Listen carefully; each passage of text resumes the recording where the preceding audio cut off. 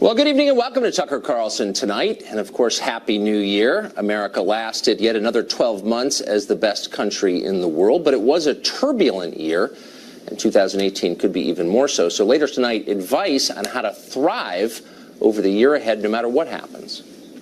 But first, this country's largest state has taken another dramatic step toward disunion and open defiance of the federal government.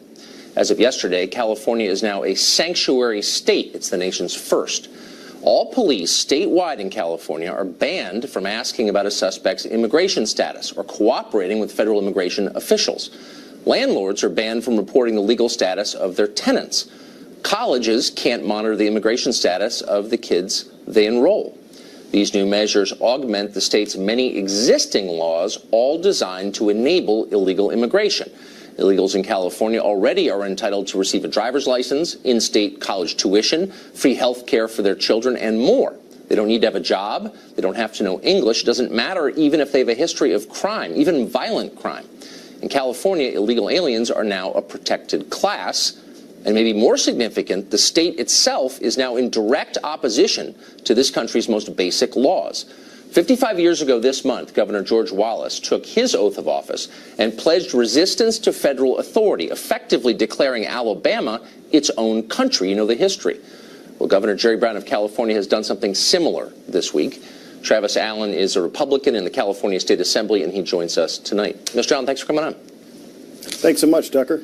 So California is the biggest state, but it's still a state, not a country. How can it have its own immigration policy? How can it redefine citizenship when it's not a country? Simply put, it can't. This whole sanctuary state is entirely illegal, and we're actually welcoming Trump and Sessions to come out to California and take them to court. But how does this end? I mean, when states declare publicly, we're not following the laws of the country, we're making our own laws, and there's nothing you can do about it. I mean, that sounds like the beginning of a schism, a split, a war.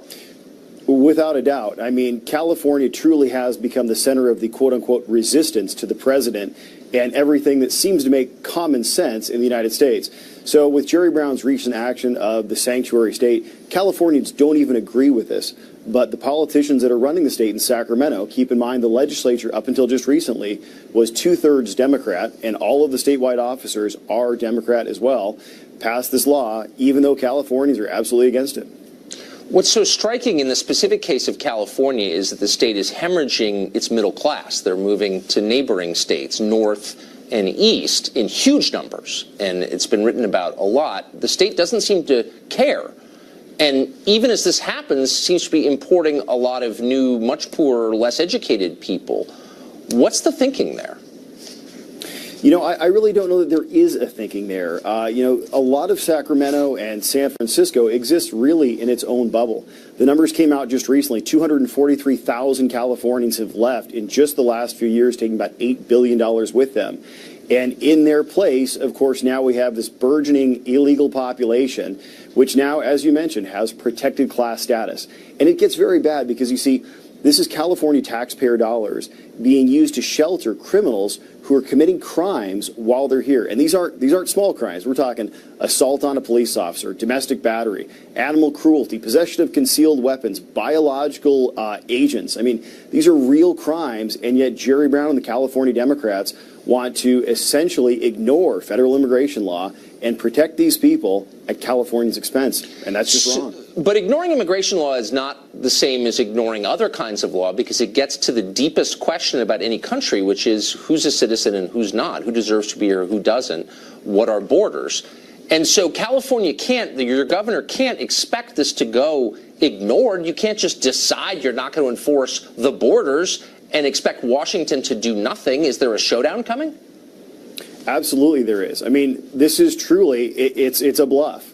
And it's up to the president and Jeff Sessions to step in and call the bluff of Jerry Brown and all the California Democrats that are passing these unconstitutional laws.